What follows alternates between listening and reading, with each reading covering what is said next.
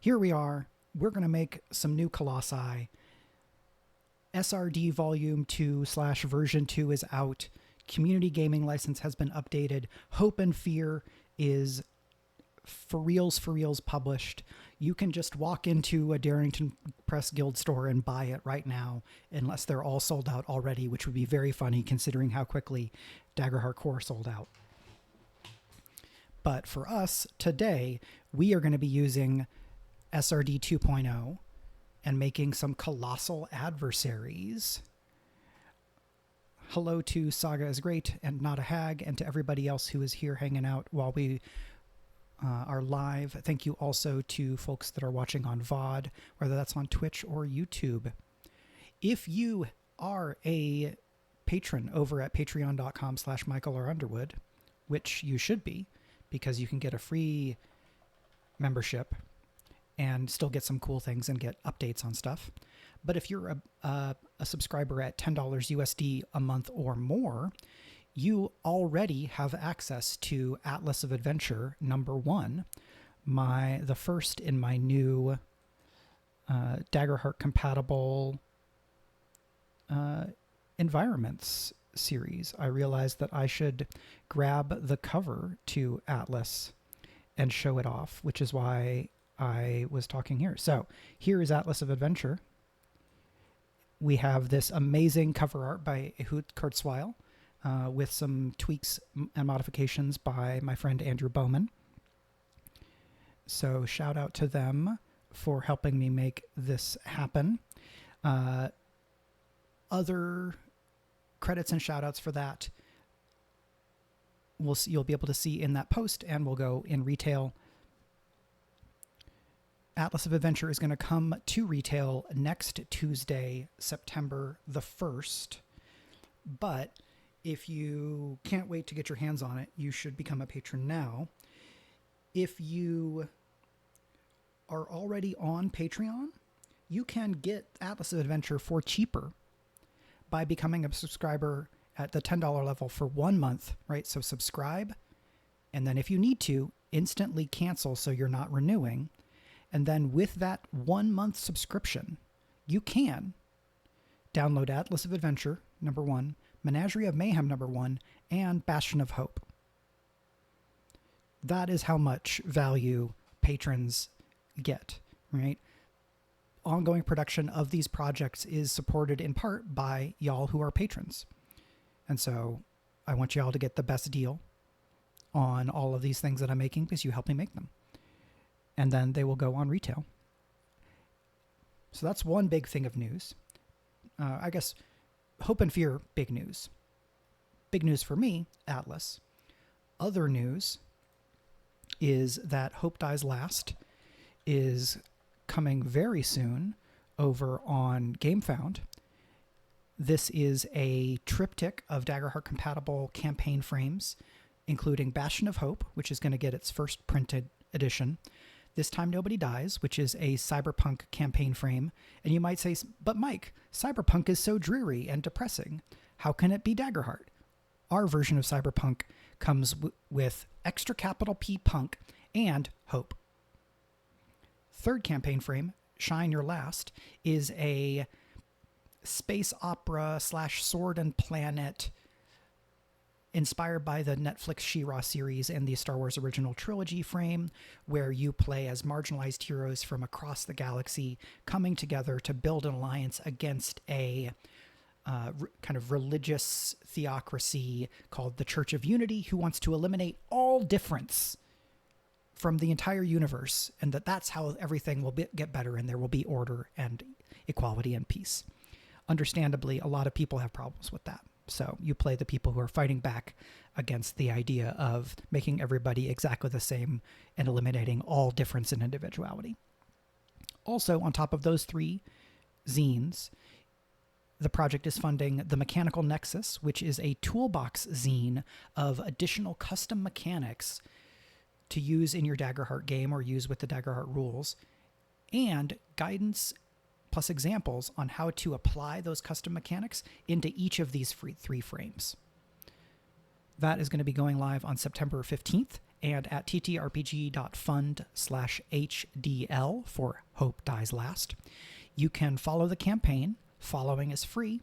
And if you follow the campaign and then back at any level, you will get a special promo card that is a fancier version of a card that would normally be in the deck of cards that also, by the way, goes with this project. So there's a ton of great stuff coming along with it. If you like the Daggerheart-compatible projects that I've published so far, you are going to love Hope Dies Last, because it is all of that ambition and inventiveness and thorough world building that you've seen in stuff like Bastion of Hope, but then more of it. Joining a Hiveblind is like receiving infinite hugs, but what if you could receive a large number of hugs, but every one of them was special and meant more because you know it came from somebody that you care about? How about that, Nick, just another geek?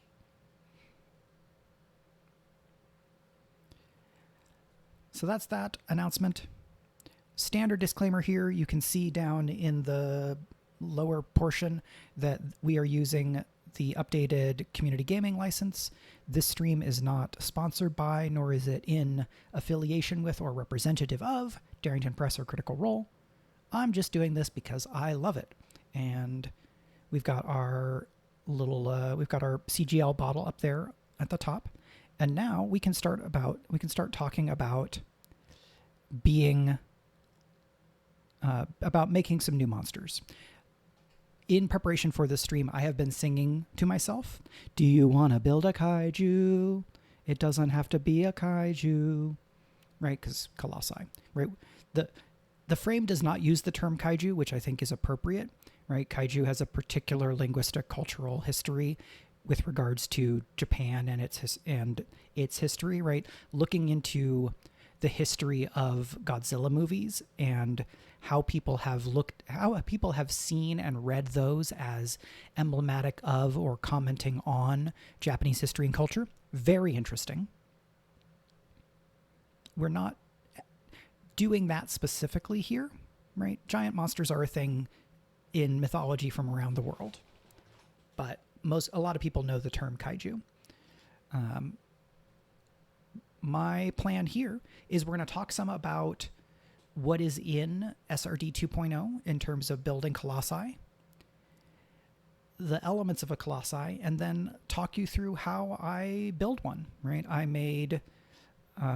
kind of was the lead designer or kind of initial designer on two of the Colossi from the Daggerheart core book in Colossus of the Drylands, Daktade the Cleaver, and Kalir and her hundred children, right? I don't remember exactly the name that we landed on, or the name that I was using.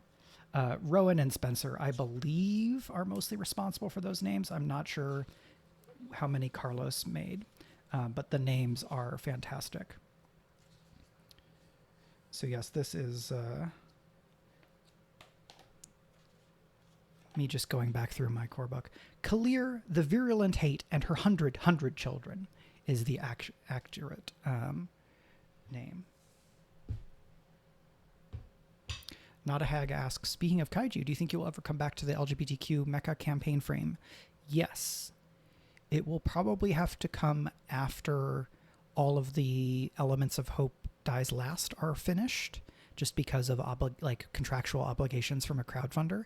But it is something I think about and is one of my main ideas for a duality dice game that steps farther away from Daggerheart, right? Something that's no longer Daggerheart-compatible material, but is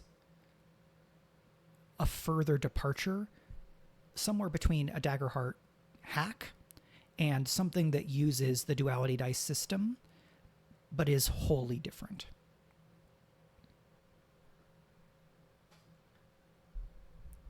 Yeah, the mech names for that setting that I have the partial novel draft of, I'm very, very fond of.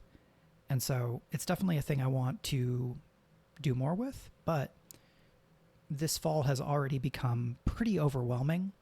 I was working super hardcore on Monday and got to about 3-something p.m.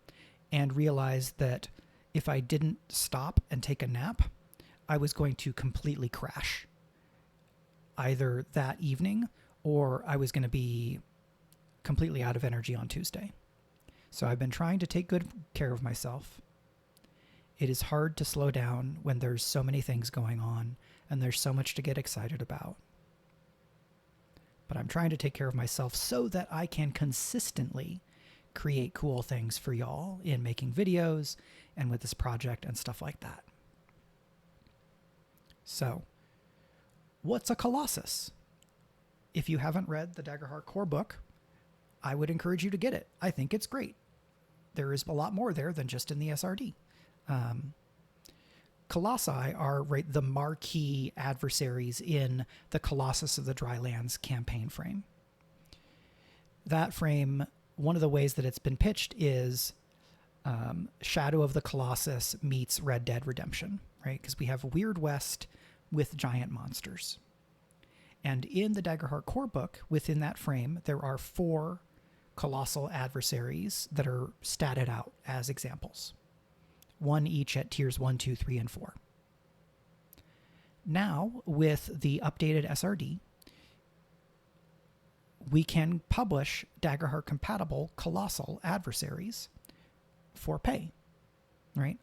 I can make something and then it can go into Menagerie of Mayhem number 2, which is probably where it would go, and then sell that when Menagerie number 2 is ready. Again, I have too many projects and would absolutely not be able to get through them without having the support of patrons, folks who are watching these streams and commenting on them, and all that stuff like y'all. And wouldn't be able to do it without my collaborators. So shout out to Luna P, shout out to Andrew Bowman, and many other people that have helped me and or contributed to those projects at varying degrees at varying times. So, big thing about a colossal adversary is that they have more than one stat block. They have a framework stat block, and then they have several other stat blocks representing individual segments of the Colossus. So I'm not going to open the core book to show you the examples, but if you have the core book, you can look at the pages for Doctate the Cleaver, and you can see that there's the core framework stat block, and then there's one for the head, there's one for the legs, there's one for the torso, and I think that's about it. Right, I'm consciously not having them up on the screen here for CGL compliance. A framework stat block has a name, a tier, a description, motives and tactics, the size, a list of segments, damage thresholds, stress, experiences, and features that apply to all of the segments, right? A framework stat block, those features are features that apply to the whole Colossus. Then each individual segment has these elements: the name of the segment, adjacent segments, right? So if you're on the legs, what can you get to if you're climbing on this monster, like it's Shadow of the Colossus? Difficulty of that segment's HP, its standard attack with that segment, and then features that are specific to that segment. There's also some other rules that are listed here, right? Like segments can be broken. That's a special status. Some segments are adjacent. And then there's guidance for running Colossus fights. Excuse me. Like talking about the scale of Colossi and rules for PCs moving around on a Colossi or around kind of not on a Colossus. There's the instruction that while fighting a Colossus, a PC can initiate any number of tag team roles during a given session, right? So if you've got the hope, keep on chaining those tag team roles together. And then some other guidance on using Colossi in battle. What this SRD 2.0 does not have is example Colossi. And I can understand that from the standpoint of those Colossi in the frame are part of the Colossus of the Drylands IP. So rather than referring to those specifics, I am going to have the Daggerheart core rulebook up, but not show it. And I'm going to keep those in mind, but only be designing with the SRD stuff, right? In the SRD, it says, for example, Colossus adversaries and Colossus features, see the Colossus of the Drylands campaign frame, right? So that's what I'm doing. But I'm only going to be using material from the SRD. Something that is notable, people mentioned this on the Heart of Daggers Discord, which is a great Discord, especially if you are interested in publishing for or sharing homebrew for Daggerheart, right? If you want to publish Daggerheart-compatible material, get on the Heart of Daggers Discord. What the SRD doesn't have is a few of the most commonly occurring Colossus features of the Colossi in Colossus of the Drylands. So the feature Colossal Power, features about climbing penalties or bonuses, and then a couple of other ones. What that means is that if I give the Colossi we're building today features like that, I will create my own wording, right? So it's not going to be Colossal Power. It's going to be something else. For me, in my opinion, right? Anytime I'm talking about Colossi here, I'm only speaking for myself. I was involved in the process, but I was not the only person. For me, the Colossal Power feature is there to make sure that a colossal adversary is always able to put a lot of pressure onto player characters. Right? Colossal Power is the idea that when the Colossus misses with an attack, the GM gains a fear. The GM can then spend that fear to spotlight another segment on the Colossus, because a Colossus doesn't all count as just one adversary for spotlight. Each segment can take the spotlight once during a GM turn without the Relentless feature, right? If a segment had Relentless, it alone could take multiple spotlights, or could take multiple actions. So I'm probably going to want something that's similar to Colossal Power. I might want to express difficulty or ease of climbing and some things like that. I have no special information, but I think it is possible that the SRD will get a small update adding some of those common adversaries, some of those common colossal features. That is a guess, no guarantees. That is entirely up to Darrington. I think it would make sense. We will be okay even if it doesn't happen, because we can find our own wording, right? You can't copyright mechanics, you copyright implementation. I'm not a lawyer, but that's my understanding.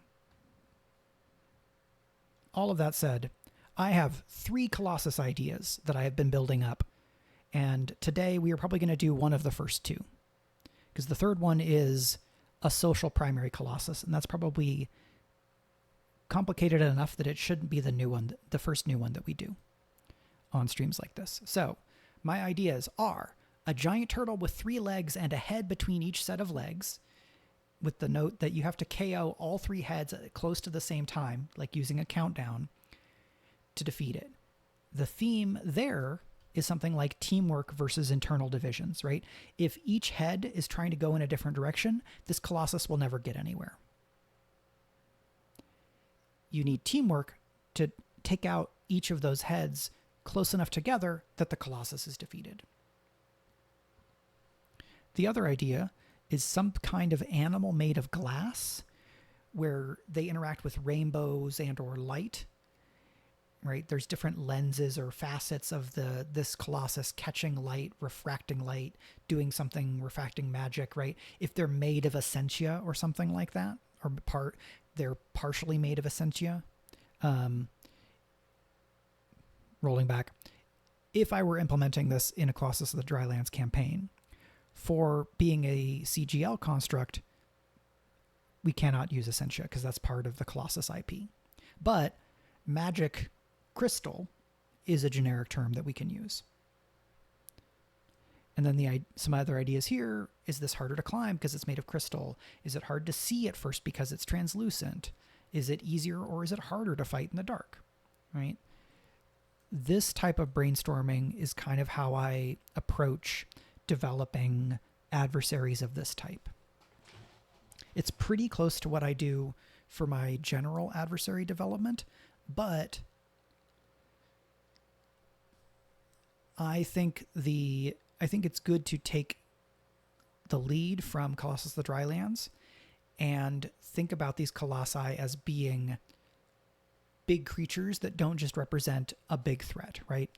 We can read Godzilla varyingly as a representation of Japanese nuclear trauma, a representation of Japan's complicated history and relationship with its own military tradition,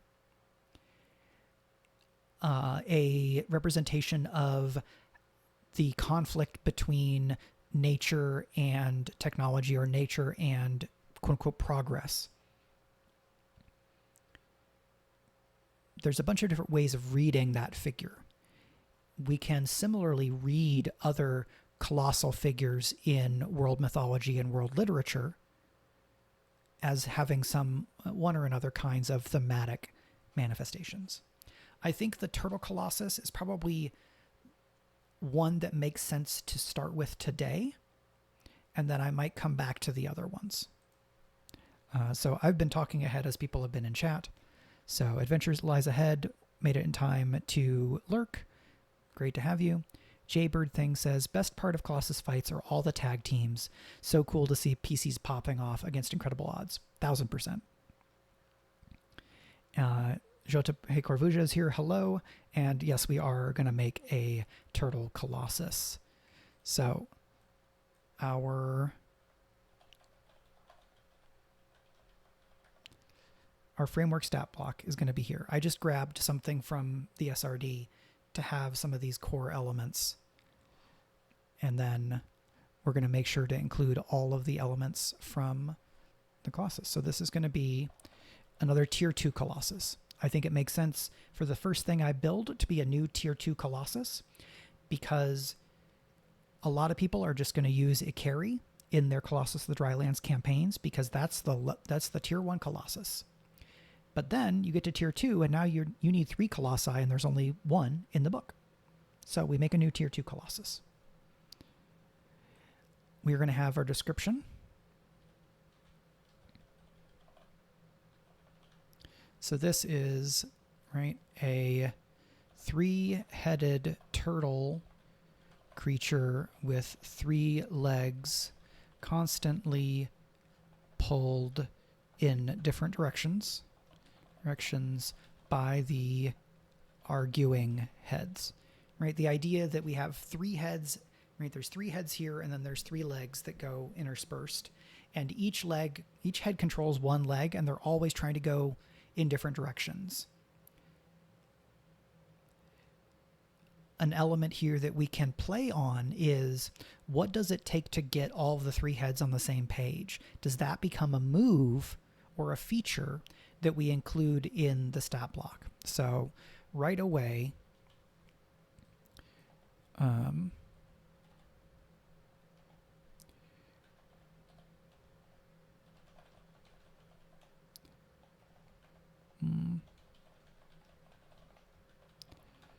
right, I think we're going to have a feature called on the same page. The 3 heads agree and do something big in coordination. All right, this is probably a fear move. Spend X fear to have the 3 heads agree and do something big in coordination, right? And we'll come back around to that. So we have a 3-headed turtle creature, but if we're taking inspiration from kaiju and giant monsters around the world, we could probably do something even weirder. We can have a 3-headed turtle where it's got 3 legs, 3 heads, a big shell, and something else. What else should our giant turtle-like Colossus have? Jaybird Things, I absolutely thought about having this Colossus like flip onto its back and spin around at people, like spin around to like rampage through things like it was a turtle shell or a Koopa shell in Mario Kart. I don't know that I'm going to end up doing that, but spinning Beyblade is very much in that mode, right?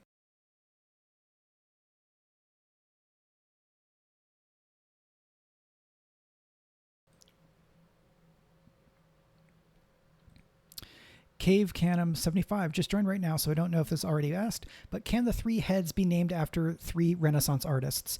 Cave Canum 75, that is a phenomenal idea. I am very happy to use that as long as you are okay with me continuing to use that name if and when I eventually sell this adversary in a retail product. I wouldn't want to take your idea unless you were cool with it being used in this fashion. Okay, so if we are doing a Teenage Mutant Ninja Turtles joke, right, then we are talking about Michelangelo, Raphael, Donatello, etc. Mysteriously attached water cannons. I want to not verge on having having Nintendo come after me. Pal World did did incredibly well in their lawsuit to a degree that was kind of surprising. I like Titian, not necessarily as the only name, but the fun thing about Titian is that T-I, right? Try and tie are very close together.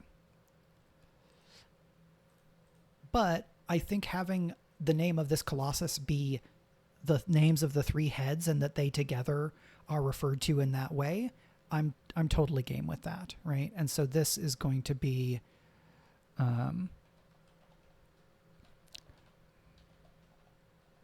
Caravaggio, Botticelli, and Titian. I may end up tweaking these names.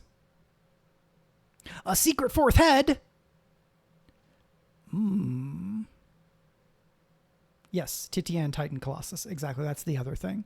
I just got distracted by secret fourth head. Now, cannons that don't shoot water, that I'm more okay with, right? Because we could have turtle head and then there's a cannon above the turtle head and that head controls that cannon, or the head has a cannon, right? The cannon is counted as part of the head segment, and that's how the individual heads attack. It's very silly and I love it. Three-headed turtle creature with golden legs. Each head is crowned by a massive cannon that shoots magic blasts. Right? Cannon to the head is a head cannon for me. Boom.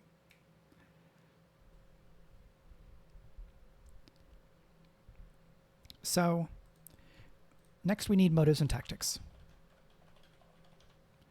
If you're saying, Mike, this is so silly, I don't care. I do these streams at least partially for my own entertainment. And this is sick, actually, so. Go against the Italian theme. Interesting. Now, a way that we could potentially throw some spotlight back to Japan, given the influence of kaiju on at least Western depictions of giant monsters, is we could find 3 Japanese historical painters. That's another option, which I don't hate, right? That's iterating on Cave Canum's idea of go against Italian and choose these artists from different areas. Hello, old Gus. Thanks for swinging by.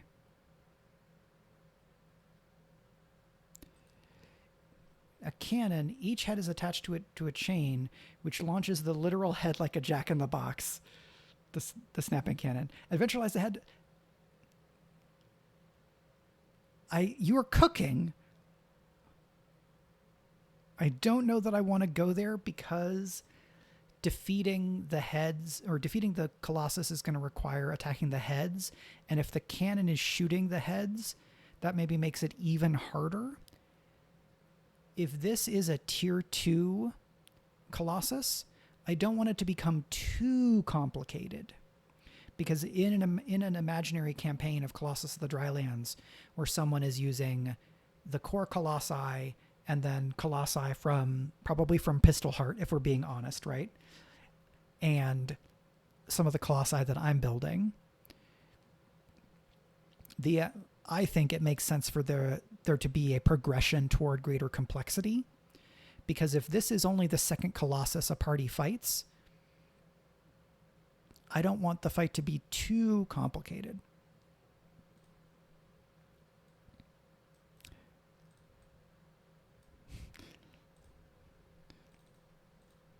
The heads are blind is interesting. Right, we could have really strong other senses.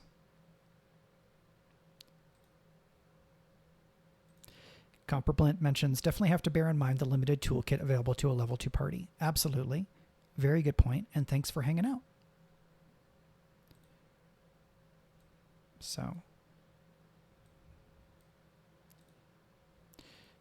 Now, the trick here is if we use Caravaggio, Botticelli, and Titian, we probably want to change the order of those names, because otherwise it's going to become CBT.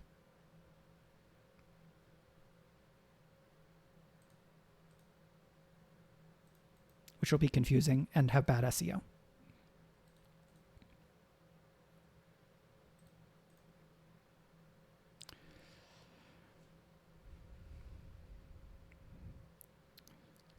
So our motives and tactics is going to be, right, spin in circles, arguing, stomp,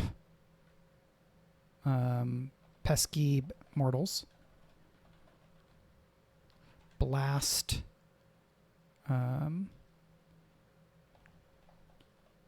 devastate settlements with cannon fire.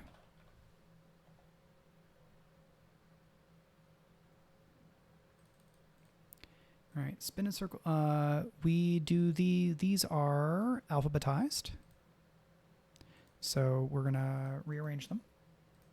Devastate settlements with cannon fire is going to be, I'm going to capitalize here. We're going to do this. Spin. That's 3 to start. That should be sufficient. Now we're going into our box, right? So we have size, segments, thresholds, stress, experiences. Is that all what we have listed? Name, tiered description, motives and tactics, size, segments, damage thresholds, stress, experiences, features. Yes. Great.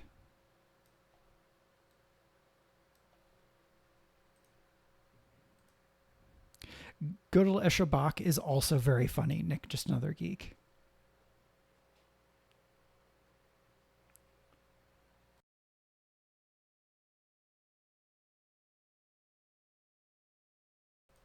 Caspar Melchior and Balthazar as an Evangelion reference is also very good.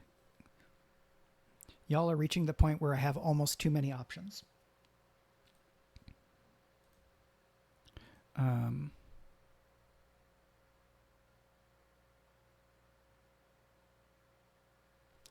Trixie. Anyway, figuring out the name is a funny thing to do later.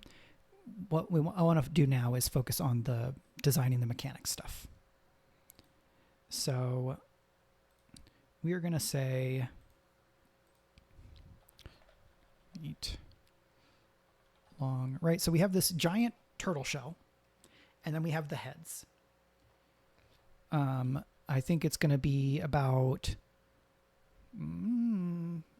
if the shell is 200 feet long and we have a mound, what do we think? Is that 100 something feet tall?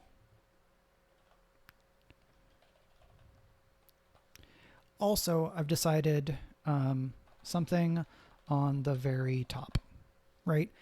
There should be some segment that you have to climb up the shell to get to, right? Not just because you could climb up the leg to get to the shell to get to the head, but there should be something where you have to climb up the leg to get to the shell and then to get to the very top. So either the cannons are at the very top or there's something else at the very top that is cool. Big city built on the top of the turtle. This is also a possibility, right? Okay. Copperblunt, I want to use this idea. If you're cool with me using this idea, I'm going to do it because the implementation I have is sick. All right. The pitch here is that when this Colossus wakes up, a settlement that is already established in your campaign is on the very top of the turtle.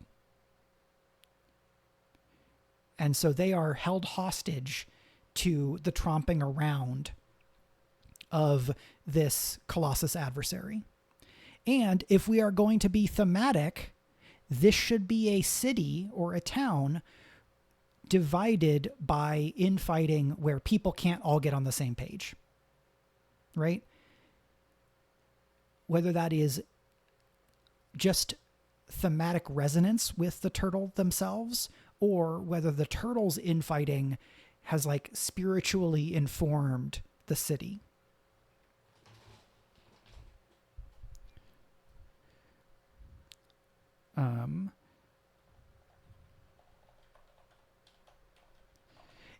This captive city segment is an environment, not an adversary stat block. It will have rules for like it getting damaged and things, but that part of the Colossus is going to use environment rules more than adversary rules. Exactly how we do that is TBD. Colossi are big enough in terms of the work required to build them that I will not finish this Colossus in this stream. We may have to do a part 2 because this first stream is giving us a lot. We're basically building out the concept of this Colossus, right? Legs times 3, heads times 3, shell. Because if we scroll down some more, right? It's not going to scroll until I have another page. Sorry. So if we have the city, 3 legs, 3 heads, and a shell, that is 8 segments. It's only 4 different types of segments because we have the 3 legs and the 3 heads. And I don't think I want the heads to be mechanically distinct from one another, but they are going to absolutely be the 3 names that make up this Colossus, right?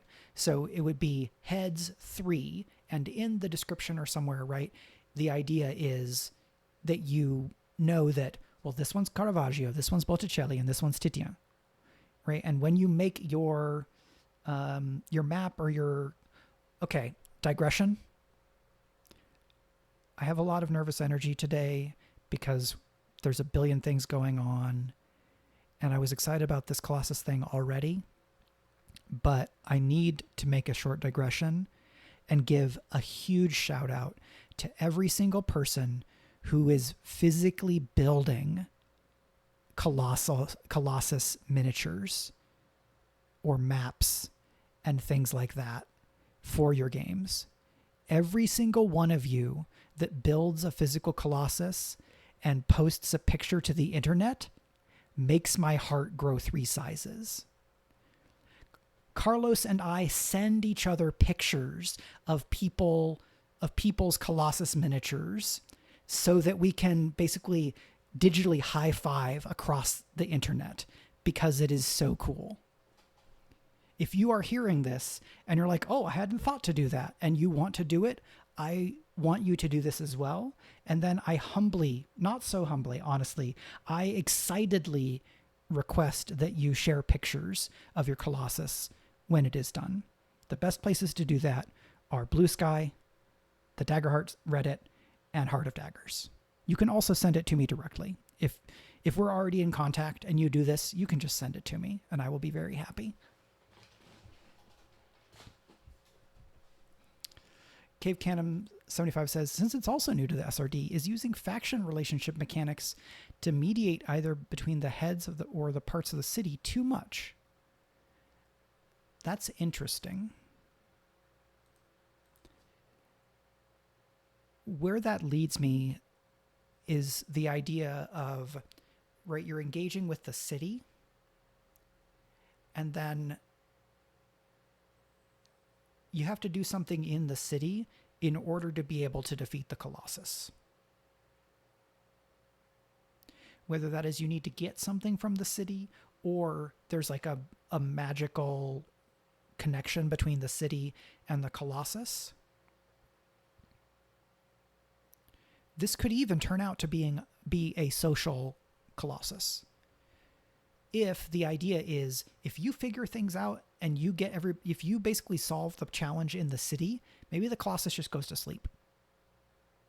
I don't know that I want to do that, but that's an option. Maybe you can do that when you run this Colossus. I will probably build it to be defeated in a more traditional fashion, but that's a cool idea too.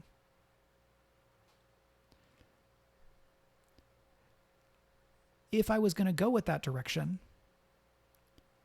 using the faction mechanics would be a really cool idea, right? You have to get the three factions all to +1 with each of the other factions, or maybe even more, depending on the scale, right? There's the possibility, or if you are not using the 10 levels, 10 Colossus idea that's in the Colossus of the Drylands frame, and I think is actually just in the, the leveling up section in the SRD suggests this as a structure that you use. This Turtle Colossus could be a whole tier, right? It could be several story arcs worth. We're going to plan it. We're going to build this as if it's just one. Yeah, right. Perhaps each head rested under a different part of the settlement and they've internalized the strife, right? There is a rich vein, but of thematic material that you can mine here, depending on how deep you want to go into the infighting city elements. And it could be that the infighting in the city is new, and it is as a result of the Colossus beginning to stir. So there's different ways of making this go.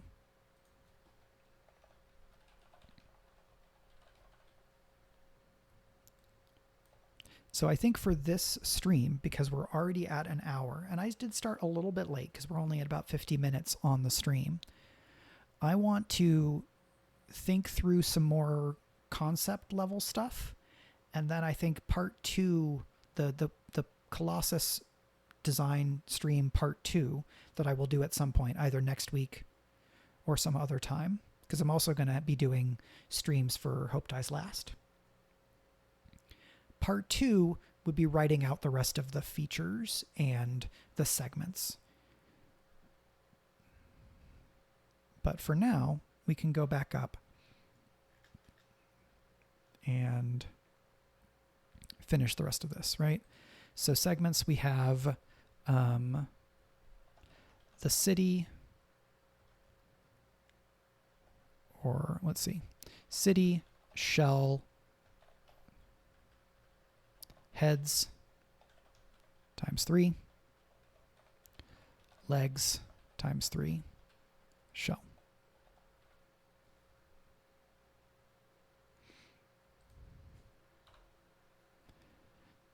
Jaybird Thing says, this feels like both interlude and hunt for sure. Yeah. The mental warping effect of this Colossus really makes me want a headcanon psychic attack or something. You are speaking my language because pun feature names are my bag. Many of the pun feature names in the Daggerheart core book are my fault.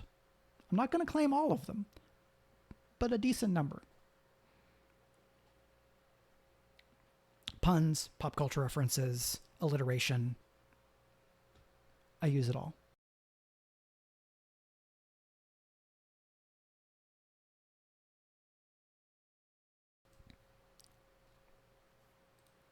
So, city, heads, legs, shell. Thresholds. We are looking at a tier 2 adversary, but a beefy one. And I think this adversary should be maybe even tougher than Turtle Recall. Oh, that's great. Terrible. Affectionate. +9 TB. Just fantastic. Take a bow. So thresholds of 1830 is really high. Right? Because if you're tier 2, you're probably going to have proficiency 2. So a lot of attacks are going to do 1 HP of damage, and hitting 30 damage to do severe is going to be really hard. But this is a giant turtle. So maybe, yeah.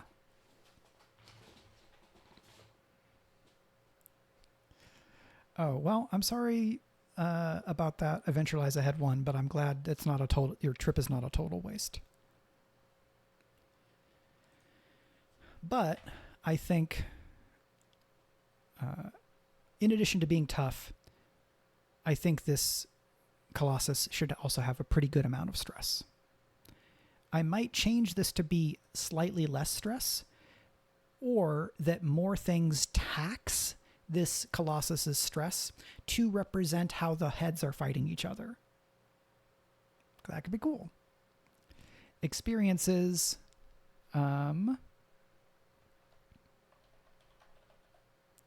Cannoneer, right? +3.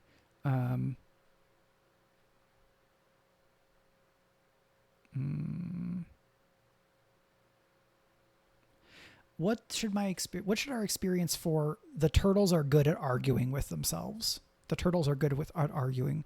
Argumentative. +3, right? And so those are our experiences. Argumentative +3, Cannoneer +3. 3 is better than 1. So we don't have that in the framework stat block. We just have this. So, right, we've got experiences. Yep, and then we have our features. These are features for the whole Colossus. Constant bickering. Cantankerous, such a good word. I might stick with argumentative because I already have Cannoneer, rather than having 2 experiences that start with the same level, or that start with the same letter. I will often do alliteration elsewhere, but as a result, I try to be discreet. I try to be really intentional about my alliteration, because even a good thing can go too far.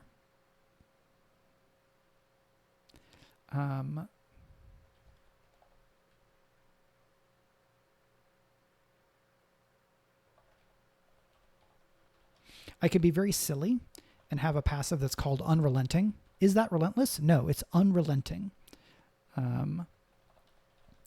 When the, let's see, I'm just going to,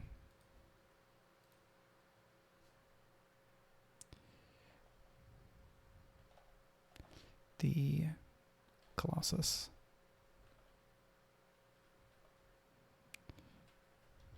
fails on an attack roll, you gain a fear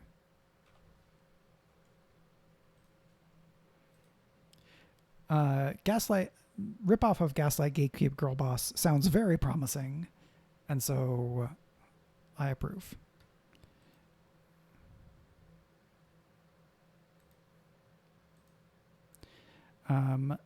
I have checked. Unrelenting is not using the exact same wording as the Colossal Power feature in Daggerheart Core. And so even if this is slightly off of the Daggerheart style guide, if I have to do that in order to be really clear that I'm not kind of stepping into muddy waters, then I think that is good for us. So this should be bolded. This should be bolded. I am not certain whether I think this unrelenting should be a passive or a reaction.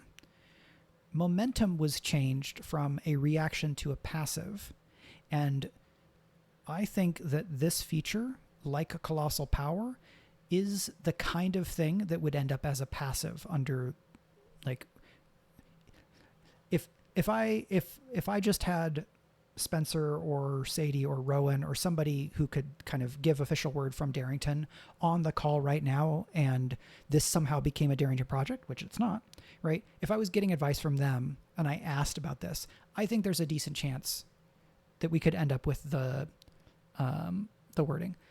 So Copperblint, I think we should take the Wish Thief as the most recent word from Darrington, because I'm pretty sure Wish Thief was written after Hope and Fear was locked. And Jumbo Chicken says there's errata. So here we go. Because this feature activates every time,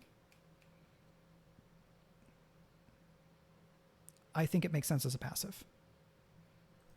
Now, that means this goes first, right? Because we do passives, then we do actions, then we do reactions.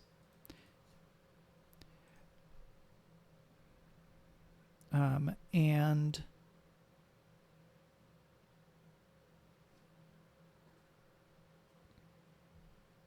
yeah, the way that I think about it is reactions generate a GM move in a way that feels like a GM move.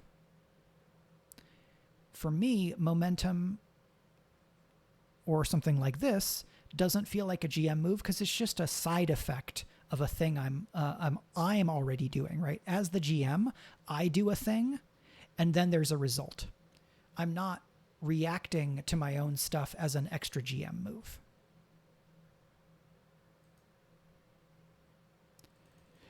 And like +9 says, there are some times when something will say that an adversary can't use actions or reactions, but then passives would still apply. This isn't one of them because if they can't attack, then they can't make actions. Or if they can't make actions, they can't attack. But there are other circumstances when that would...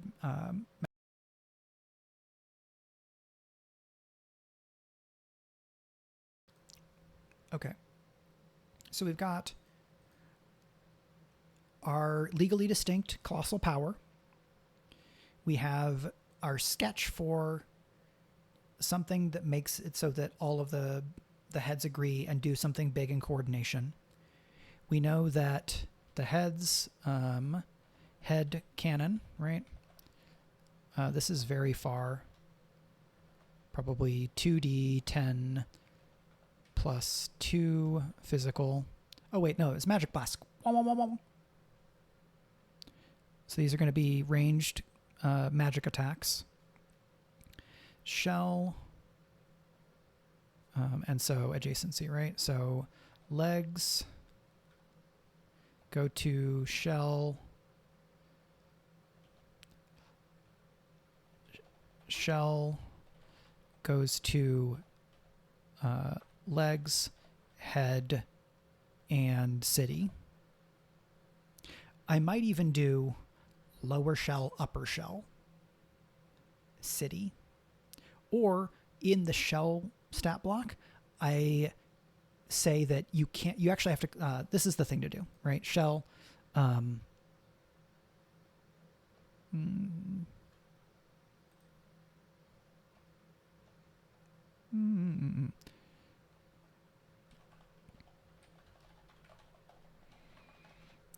passive climbing from this segment to the city requires completing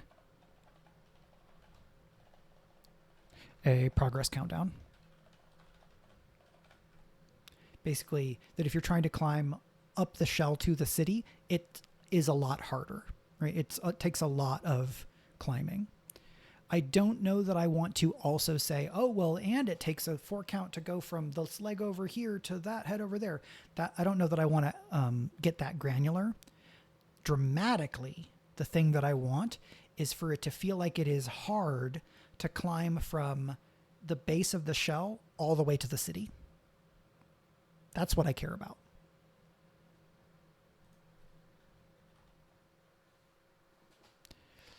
Are the people in the city out of danger by default? That's a good question. I think part of what I want this Colossus to do is force the PCs to be careful in some way with how they interact with the Colossus. Because a lot of Colossi will have a stat, like there'll be a way that you can knock the Colossus down, right? If you take out enough legs, it falls over, and then, right, you can climb on it more easily or other things. I think this Colossus is probably going to have a thing, right? Collateral damage reaction.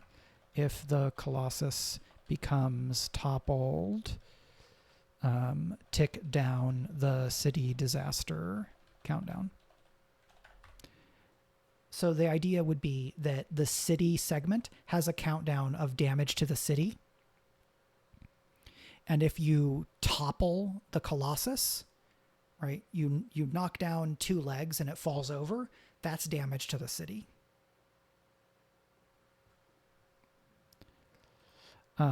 Cave Cannon says, does it make sense for the heads to retract like a Galapa? Heads can't be damaged when retracted and requires something else to get it to emerge again. Exactly the way I'm thinking.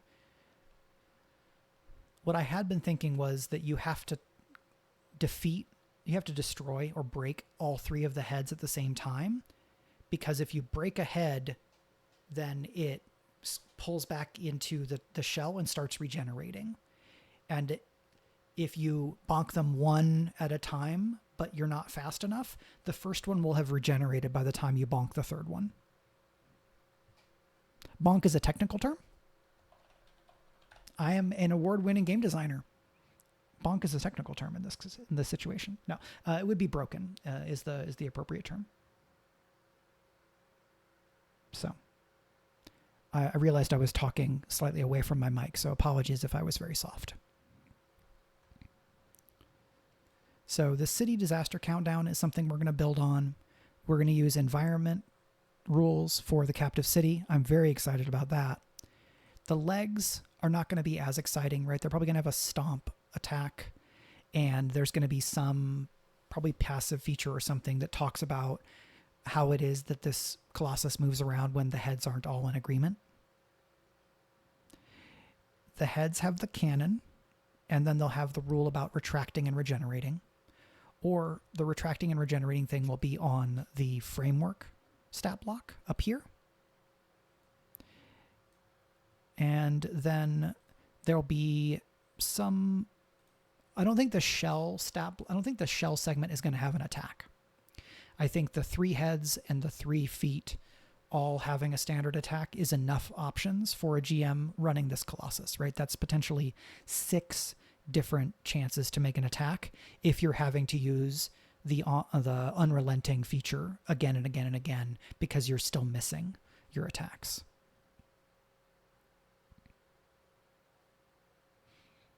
If the head cannon was really a super big cannon over the head, it should be doing more than 2d10 plus something damage, but I want attack features that can interact with the PCs directly.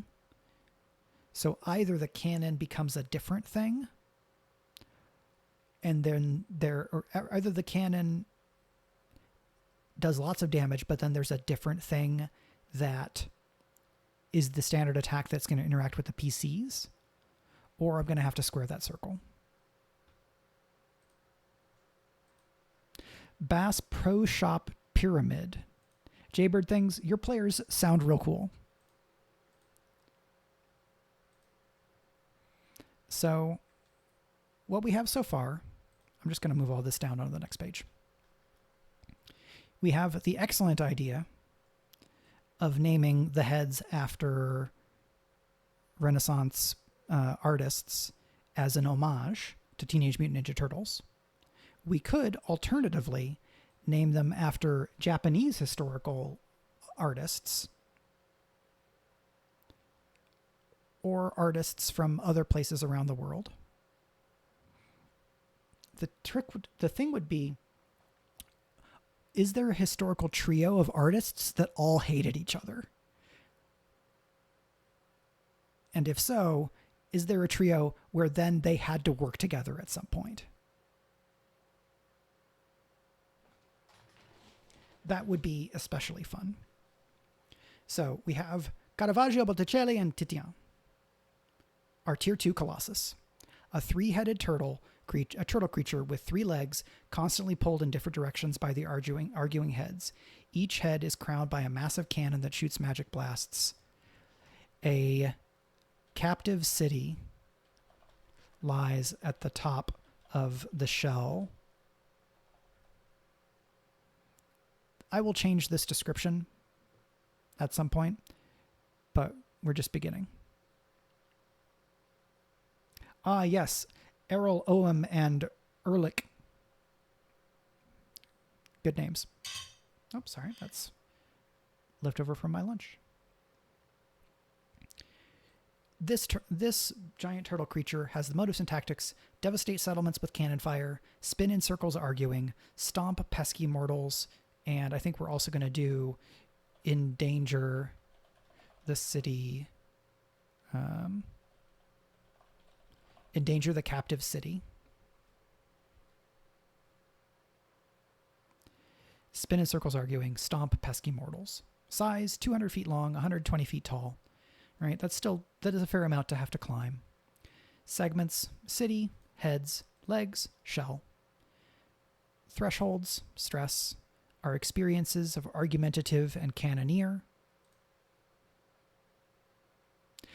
Jaybird Things, I have one idea based on an iconic jazz album fraught with arguments Ellington, Roach, and Mingus. That's pretty cool.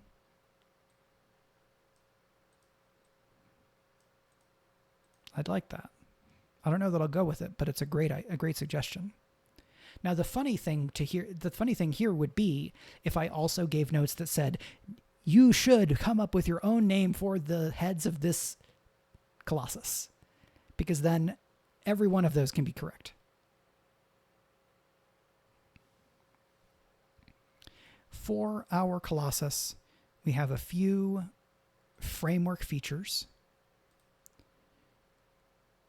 We know we're going to build a cool big fear move for when all three heads get on the same page.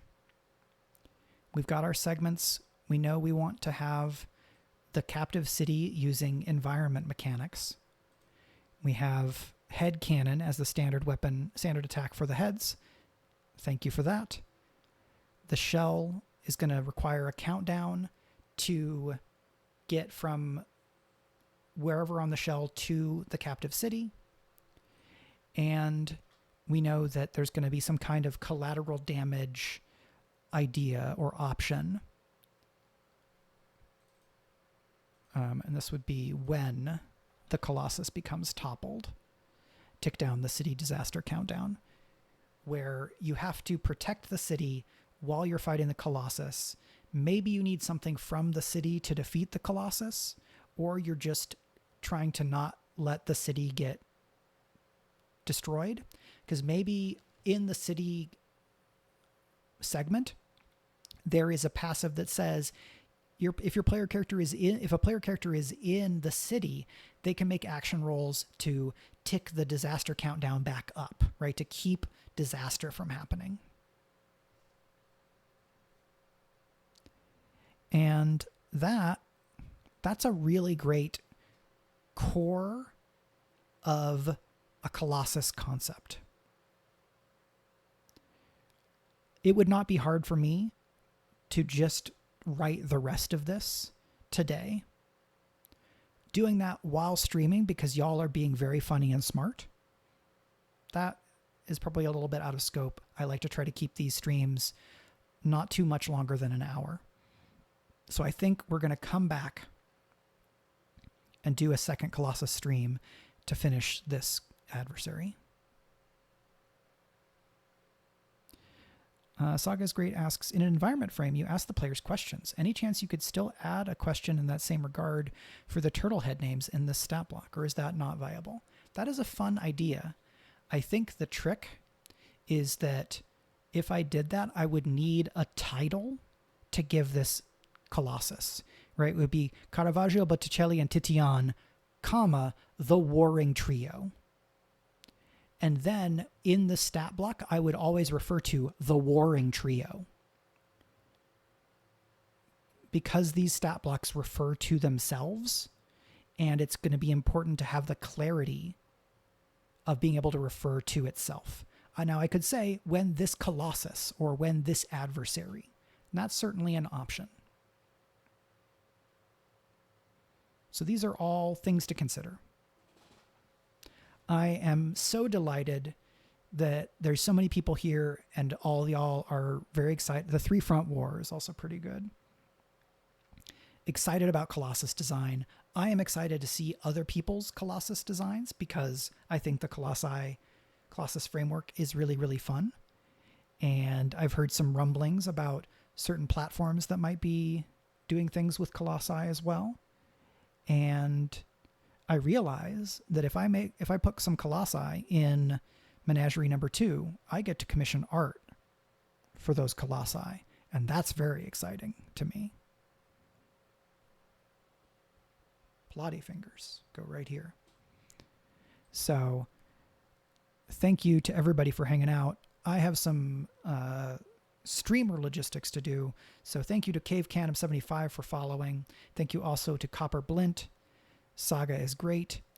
Smokin' Lizard Breath for following 6 days ago, as well as Foxglove Dragon. The Chelonian Contention. Ooh, wow. Now we're getting real fancy. So thank you to everybody who is hanging out and watching. So +9 TVB, Saga is great, Jaybird Things, Cave Canum 75, Not a Hag, NSman,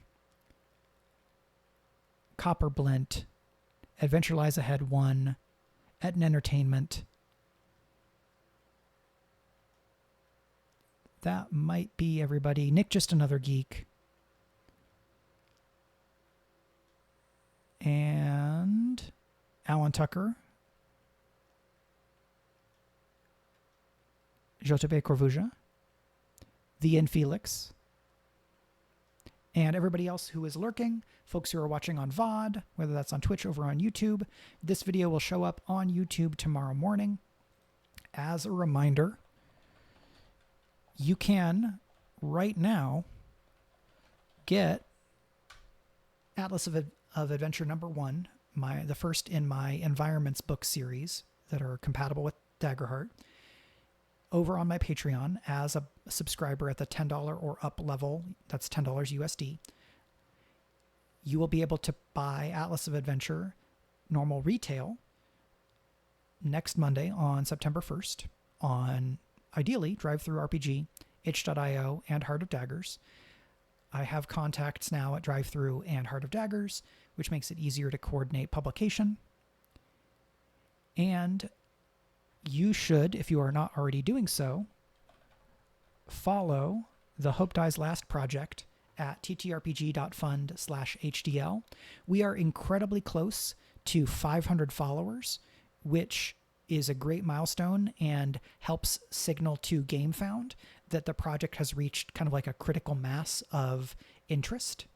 It is free to follow, and if you follow the project before it launches and then back the project, you will get a free promo card on top of whatever else you pledge for.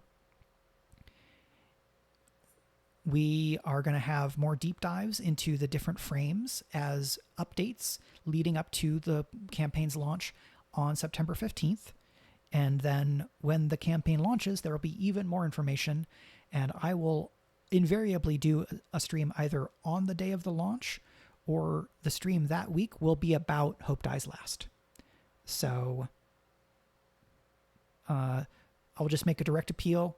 If you haven't followed the Hope Dies Last campaign, please go and do so now. I would really appreciate it. It's a great way to show your support for this project in particular and Daggerheart-compatible third-party publication stuff more broadly. And I think with that, I am going to wrap up and get back to the many other things that I need to complete because, as I said, it's a very busy summer and it will be a very busy fall. Thank you, everybody. Hello, Captain Cosmo. You made it in just at the end. There's plenty to go back and check out. Hope to catch you another time. Guest following. You need a GameFound account for the following to count, I believe. Yeah. So it should be a free account, easy to set up. And doing the setup now means that you don't have to do it when the campaign goes live, and you can just jump forward to backing, should that be a thing you want to do. So yeah, all of those things. Happy Hope and Fear if you are just getting your hands on it. It's a great book. I'm very happy that it's in the world. I have some contributions in there. I mostly worked on classes, ancestries, communities, and the Dread domain. But there's amazing stuff in there, and I hope you have a lot of fun with it in your various Daggerheart campaigns. And for y'all fellow creators, have a wonderful time going gonzo with SRD 2.0 and all these new toys that we get to play with. Take care, y'all. Bye. Where's my ending? Here it is.